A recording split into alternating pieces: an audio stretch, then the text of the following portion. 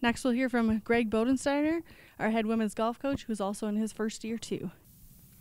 Thank you, Katie Jo. And unlike Coach Gustis, I've at least met most of the players, and we've even had some practices. So the kids moved in on Sunday, so we've had a handful of practices this week.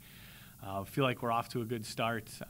We have a small group this year. We're only going to have 8 kids on our roster, but the good part is we do have 2 of the top players in the Iowa Conference returning, Brooke Klosterman and Rochelle Beardsley. Rochelle won conference last year for the 3rd year in a row.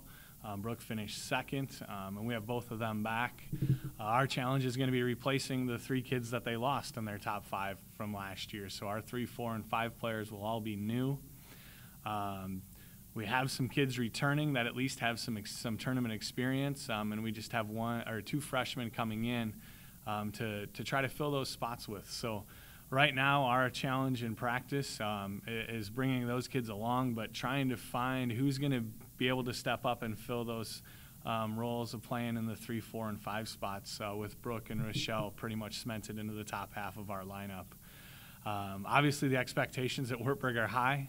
They've won 9 Iowa Conference championships in a row, 11 of the last 12, and have played in the national tournament each of the 9 years. So, that's going to be our goal. It's not only the expectation, but it's the goal for our team.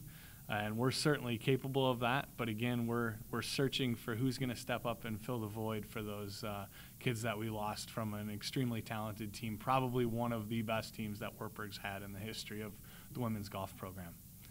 Does anybody have any questions?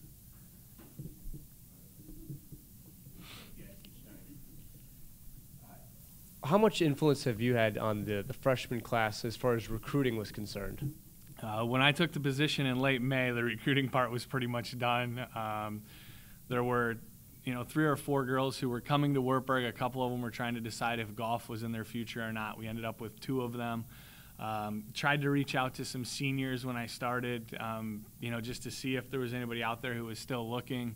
Didn't have any luck.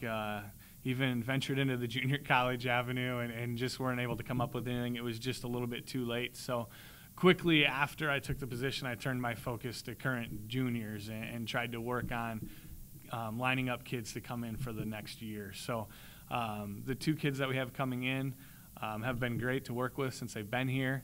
I got to know them a little bit. I was able to see them play at the end of last year. But I really didn't have anything to do with the recruitment of them coming to Wartburg. With 2 such talented returners in Brooke and Rochelle, how do you continue to challenge and have them grow? Well, the good part is they both love golf. They want to get better. Rochelle is a 3-time defending conference champion as an individual, so I think her motivation is right there in the fact that, it would be pretty cool to do that 4 times. I don't think it's ever been done. And she knows that one of the biggest challengers for her to do that is on her team. So I think that that's a challenge for her individually is just she needs to stay ahead of Brooke if she wants to have the opportunity to win a 4th conference championship. And obviously there's other talented kids in the league, but it starts right there. And for Brooke, the biggest thing for her is she's not a freshman anymore. Some of those conversations that we've had about, I did this or I made this or I was uncomfortable or I was nervous. She's got to be over a little bit of that, and we're going to expect a little bit more of her. Last year they had the luxury of knowing that they had 5 kids who could score in the 70s. I think we can get there this year, but we're going to lean on Brooke and Rochelle to really lead us, and we're going to count on them being our, they need to be our 2 low scorers. And if they're not, it needs to be because somebody else played really well, but they still played well because we're gonna need them to be good every day out for us to maintain the consistency that this Wartburg program's had. Following what you're following, obviously that's a dream job for some and a nightmare job for others. How did you feel about that? When this opening came about, what were your feelings jumping into a spot where you're expected to be competing at a national level? Well, Matt, we've worked together for a while, and you know that I coach girls basketball here at Waverly Shell Rock, and I teach at the high school, and I played golf in college, and golf has always been my passion. And this is, I just never knew how it was going to work out, how it was ever going to be possible that I could maintain what I'm doing and coach golf. And when the position came open, it was kind of in the back of my mind, but it wasn't something that I really thought about a lot. And as time progressed and some people asked me about it, and Mr. Willis and I visited about it a little bit, and I visited about it with my wife a little bit. We just kind of came to the conclusion that this was one of those things that I've always dreamed that I wish I could do, and the opportunity was there. Certainly, the fact that the program's really successful, to me, made it a little bit more inviting, just knowing that you were walking into a good situation and you didn't have to start from the ground level. Obviously, the expectations are there, but you know, that's part of the deal, and those expectations aren't anything different than what I would have expected of myself if I would have started the program, you know, when it was at the ground level. So I'm excited about the opportunity and excited about those expectations, because that's where I would expect or want this program to be, regardless of where we started at.